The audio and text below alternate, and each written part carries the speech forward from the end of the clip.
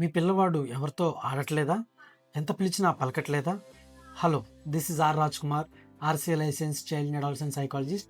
2 నుంచి 3 సంవత్సరాలు ఉన్న పిల్లల్లో ఆటిజాన్ని గుర్తించడం ఎలా? Social milestones. పిల్లవాడు ఎవరితో ఆడకుండా ఒక్కడే ఉండడానికి ఇష్టపడతాడు. ఏదైనా షేర్ చేయమన్నా, వాళ్ళతో కలిసి ఆడమన్నా ఆడడు. ఎంత పిలిచినా పలకడు. ఇంకా తెలిసిన వాళ్ళని చూసినా కూడా రెస్పాండ్ అవ్వకపోవడం, లేకపోతే స్మైల్ చేయకపోవడం అనేది కూడా ఉంటుంది. Speech mile stones. 12 నెలల దాకా కూడా బాబ్లింగ్ చేయకపోవడం, 16 నెలల దాకా కూడా ఒక్క వర్డ్ కూడా మాట్లాడలేకపోవడం, ఒకవేళ మాట్లాడినా కూడా రిపీటెడ్ స్పీచ్ అంటే ఎక్లోరిక్ స్పీచ్ అంటాం. చెప్పిన పదమే, చెప్పిన వర్డే తిరిగి చెప్పడం. Communication mile stones.